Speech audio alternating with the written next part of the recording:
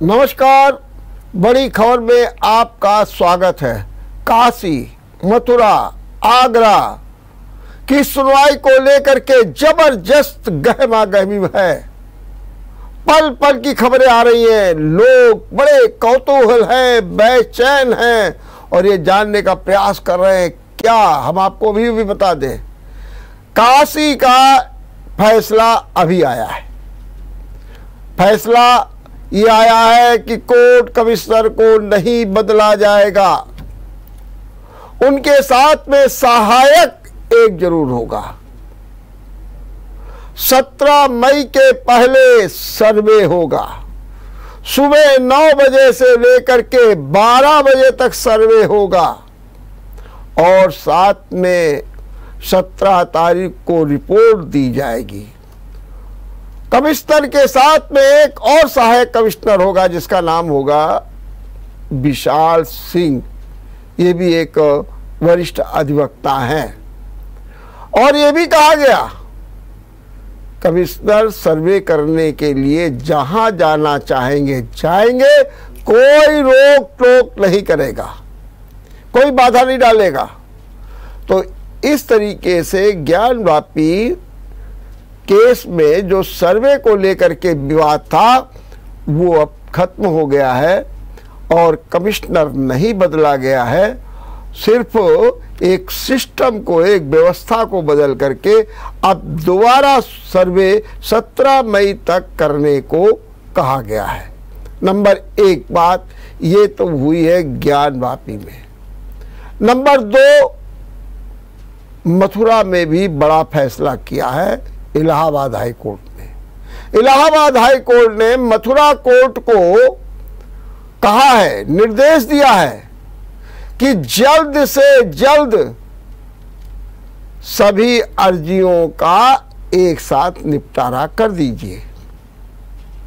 यह भी कहा गया कि जो निपटारा करना है उसमें अधिकतम 4 महीने का समय होना चाहिए, इसके बाद कोई सुनवाई नहीं होगी। इसलिए आप तत्काल कार्रवाई शुरू कर दीजिए और मथुरा कोर्ट में जो श्री कृष्ण जन्मभूमि के विवाद की जितनी भी अर्जियां हैं उनको क्लब कर दीजिए और उनका निस्तारण 4 महीने के अंदर कर दीजिए। लेकिन उसमें एक बाधा थी, उस बाधा को भी दूर कर दिया। अक्सर ये हो रहा था कि प्रतिवादी माने सुन्नी बोर्ड जो है सुनवाई में नहीं आ रहा था। कोर्ट ने साफ शब्दों में कह दिया, अगर सुन्नी बोर्ड सुनवाई में नहीं आता है परवाह मत कीजिए, एक तरफा फैसला कर दीजिए। मतलब अब मथुरा में जो कृष्ण जन्मभूमि विवाद, यही तो विवाद है कि जिस स्थान पर मस्जिद को बनाया गया है वहां पर पहले कृष्ण जी का मंदिर था। तो अब इसका भी निपटारा 4 महीने के अंदर मथुरा कोर्ट को करना पड़ेगा। ये इलाहाबाद हाई कोर्ट ने सख्त निर्देश दिए। तो नंबर 1, काशी में कमिश्नर को नहीं बदला गया। नंबर 2, मथुरा में 4 महीने के अंदर मुकदमों का निपटान। और तीसरी जो सबसे बड़ी खबर है ताजमहल की। ताजमहल की जो याचिका दायर की गई उसको लेकर के जस्टिस DK उपाध्याय जो लखनऊ खंडपीठ के हैं थोड़ा सा नाराज हो गए। नाराज इस बात पर हो गए कि उन्होंने पूछा कि क्या है, PIL दाखिल की है, आपको क्या कष्ट है, आपके कौन से अधिकारों का हनन हो रहा है, किस बात को लेकर के आप परेशान हैं, जरा हमको बताइए। अब जो याचिका करता था वो बता नहीं पाए। उन्होंने कहा, आप मालूम है कि जो शाहजहां कौन थे, उनका जन्म कहाँ हुआ था, कोई आपके पास ठोस सबूत है? लेकिन याचिकाकर्ता कोई जवाब नहीं दे पाए। उन्होंने जब कहा तो उन्होंने कहा कि साहब वो मैं क्या करूं, हमको जो प्रशासन है वो हमें किसी भी तरीके से सहयोग नहीं कर रहा है। हमने आरटीआई मांगा तो उन्होंने कहा सुरक्षा कारणों से 22 कमरों को बंद किया गया है, तो हम चाहते हैं इनको खोल दिया जाए। तो उन्होंने कहा अगर सुरक्षा कारणों से उन्होंने बंद कर दिया तो आप उसको चुनौती दे दीजिए, लेकिन ये क्या कि कमरे खोल दीजिए। तो उन्होंने कहा मैं यही चाहता हूं कि कमरे खोल दीजिए। तो उन्होंने कहा फिर कल को आप हमसे कहेंगे कि जज साहब के कमरे खोल दीजिए। ये कौन सी बातचीत हुई? उन्होंने कहा ये क्यों आप लोग PIL माने जनहित याचिका का क्यों मजाक उड़ा रहे हैं, इसका दुरुपयोग क्यों कर रहे हैं, और आपके पास कोई ठोस आधार नहीं है, कोई ठोस सबूत नहीं है। ऐसी स्थिति में आप चले आए। कोर्ट का रुख बड़ा सख्त था और ये लग रहा था कि वास्तव में स्थितियां बिल्कुल ठीक नहीं, लेकिन उसके बाद भी कोर्ट ने कहा अच्छा हम 2:15 बजे माने लंच के बाद फिर सुनवाई करेंगे। सुनवाई हो रही है, देखिए क्या फैसला आता है। लेकिन सच बात तो ये है कि आज जो तीनों मामले थे, तीनों मामलों को लेकर के आज वाराणसी कोर्ट के बाहर, इलाहाबाद कोर्ट के बाहर और लखनऊ जो खंडपीठ है उसके बाहर भी भारी गहमा गहमी रही।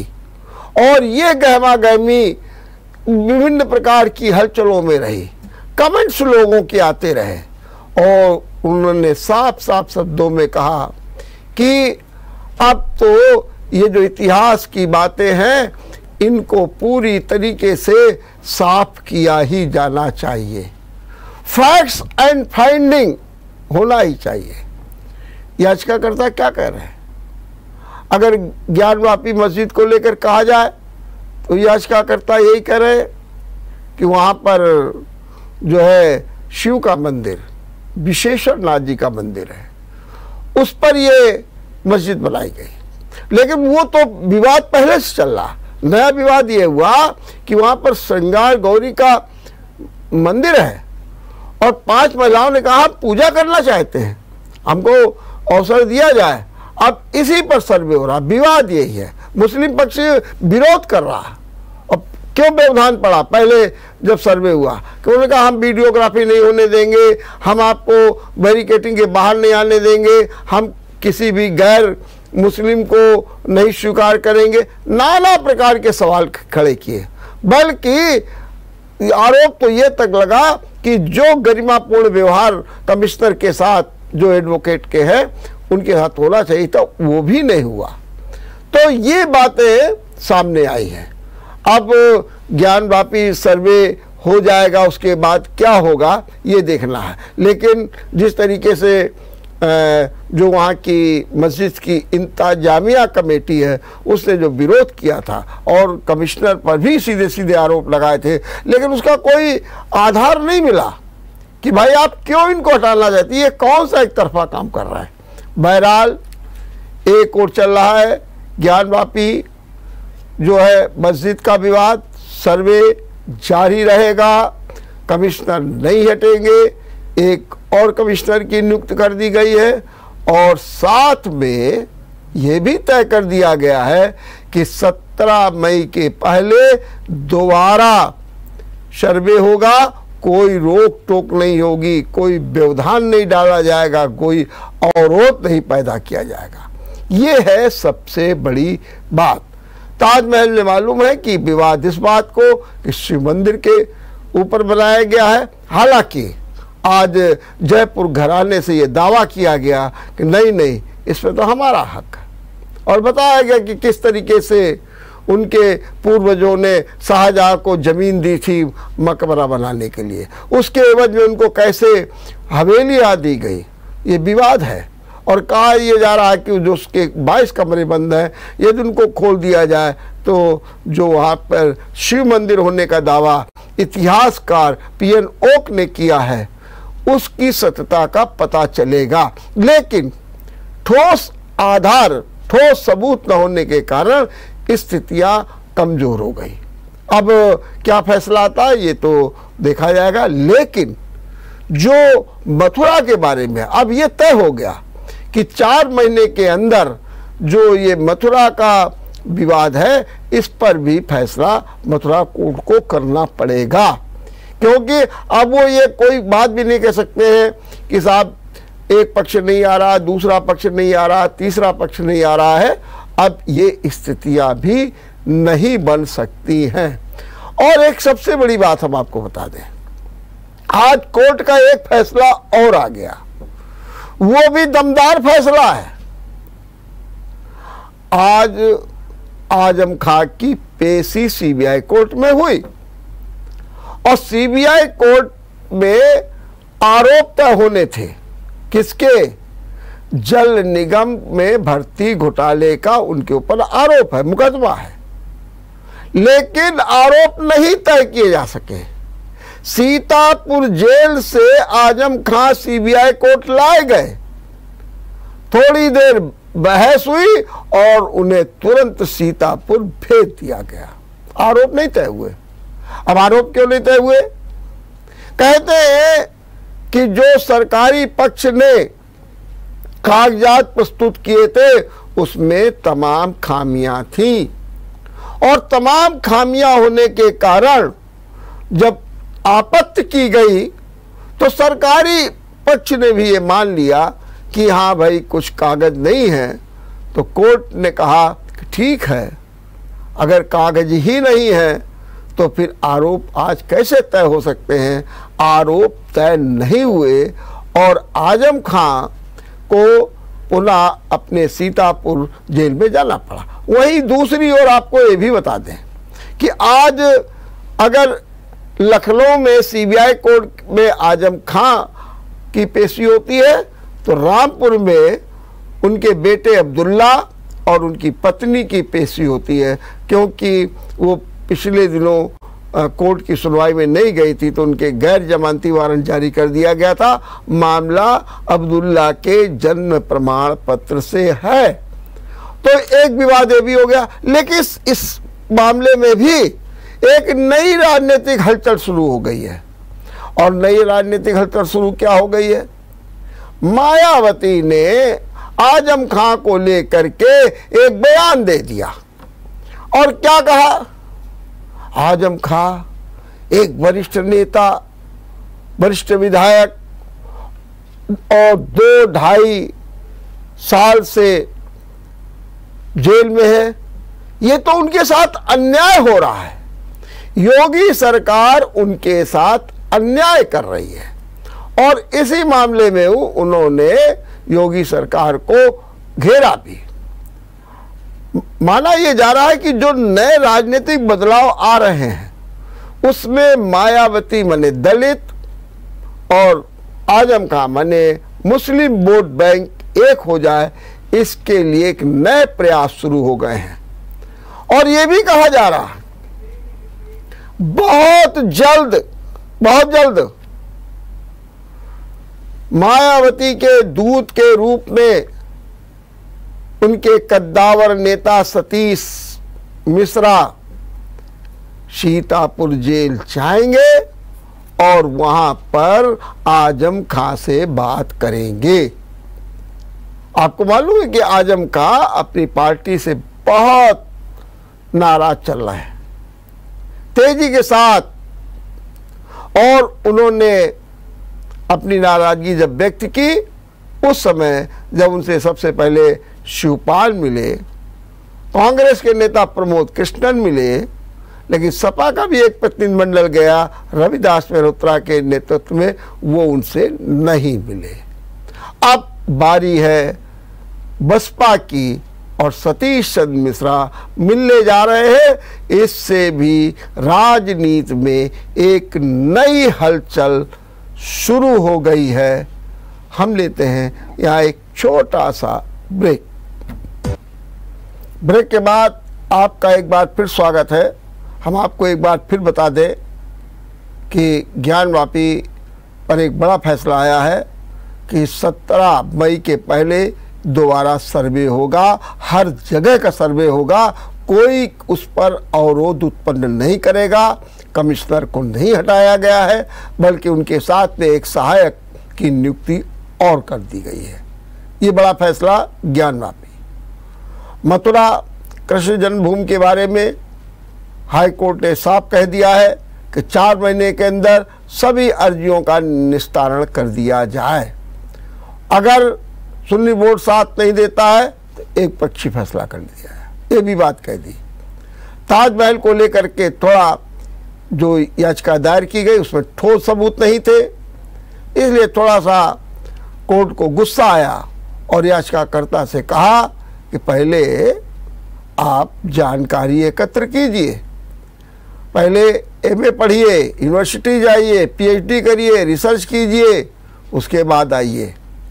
और ये नहीं होता है कि आप कहें कि वो कमरा खुलवा दिया। अरे क्यों खुलवा दिया जाए किसी का कमरा?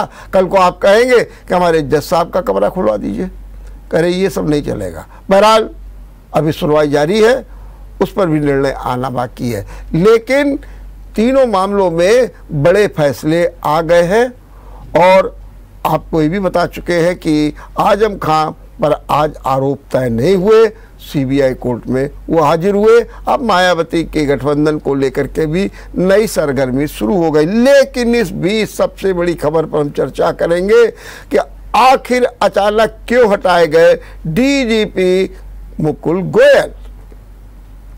मुकुल गोयल प्रतिनियुक्त पद केंद्र में थे, बुलाया गया, 11 महीने पहले उनकी नियुक्ति हुई, फरवरी 2024 तक उनकी सर्विसेज थी। लेकिन अचानक योगी सरकार ने उनको हटा दिया। सच बात तो यह है, कड़वा सच भी है, कि जिस तरीके से अपराध को लेकर के, पुलिस की एक्टिविटीज को लेकर के, पुलिस के तथाकथित अत्याचार को लेकर के योगी सरकार की छवि बिगड़ रही थी, उससे योगी सरकार परेशान थी। ललितपुर में कहा भी कि कुछ लोगों के कारण सरकार की छवि खराब होती है, ये भी कहा उन्होंने, मुख्यमंत्री ने। लेकिन सच बात तो ये है कि मुकुल गोयल पर ये आरोप लगा कि वो तो कोई ध्यान ही नहीं देते, वो कोई काम ही नहीं करते, सरकार की नीति को मानते ही नहीं है, शासन के फैसलों का क्रियान्वयन ही नहीं कराते। और ये भी कहा गया कि जब इनकी नियुक्ति हुई तो पश्चिम के एक बड़े ज्वेलर्स ने बड़े बड़े इनके लिए पोस्टर लगाए, जो विवाद का कारण भी बना। यही नहीं हुआ, ये भी कहा गया कि जैसे ये डीजीपी बने, हजरतगंज थाने पहुंच गए और वहां पर इंस्पेक्टर को हटाने का आदेश दे दिया, जिसको लेकर के बड़ी कंट्रोवर्सी हुई। इंस्पेक्टर नहीं हटे क्योंकि उनको डेंगू हो गया था, वो अस्पताल में भर्ती थे। इतना ही नहीं हुआ, लखनऊ की कमिश्नरी में 2 बड़े अधिकारियों पर विवाद था, उसमें भी हस्तक्षेप किया, इसको लेकर के भी विवाद था। और सबसे बड़ी बात ये थी कि एक्टिव ही नहीं थे। लखीमपुर कांड हो गया, 2 दिनों तक ADJ law and order Prashant Kumar पड़े रहे, डीजीपी ने वहां जाने की कोई भी कोशिश नहीं की। यहीं तक ललितपुर का इतना बड़ा कांड हो गया, लेकिन डीजीपी ने किसी भी प्रकार की कोई दिलचस्पी नहीं दिखाई। इधर तो छुट्टियों पे थे। तो योगी सरकार जब लॉ एंड ऑर्डर को लेकर के चुनाव जीती है तो वो कैसे बर्दाश्त कर सकती है? उसे जनता ने मैंडेट दिया है कि आपके समय में लॉ एंड ऑर्डर बहुत अच्छा रहा, लेकिन अब लॉ एंड ऑर्डर अगर खराब हो रहा है तो उसके लिए कौन जिम्मेदार है? तो निश्चित रूप से योगी सरकार को बड़ा कड़वा फैसला लेना पड़ा। इसलिए भी लेना पड़ा, हालांकि कल जो योगी सरकार की एक मीटिंग थी उसमें कल डीजीपी गए थे, लेकिन इसके पहले मुख्यमंत्री योगी आदित्यनाथ की 2 बैठकों में ही नहीं गए। मैंने इतना नजरअंदाज किया सरकार की नीतियों का, सरकार की जीरो टॉलरेंस नीति का, कि उन्हें मजबूरी में हटाया गया और हटा करके नागरिक सुरक्षा का डीजी बनाया गया है, नागरिक सुरक्षा का। और जो वहां पर नागरिक सुरक्षा में डीजी थे उन्हें कोऑपरेटिव सेल का डीजी बनाया गया है। लेकिन इसके साथ में जो नए दावेदार हैं उनकी रेस शुरू हो गई है। आर.के. विश्वकर्मा की, डी.एस. चौहान की, ये सब रेस में आ गए हैं और ये माना जा रहा है कि जल्द ही डीजीपी की नियुक्ति भी हो जाएगी। इस बात ने ये सिद्ध कर दिया है योगी सरकार अब किसी भी तरीके से प्रशासन में शिथिलता, नजरअंदाजी, अकर्मण्यता, लापरवाही बर्दाश्त करने वाली नहीं है। इसका असर निश्चित रूप में थाना स्तर तक दिखेगा और लॉ एंड ऑर्डर को एक नई मजबूती मिलेगी। देखते रहिए बड़ी खबर। नमस्कार।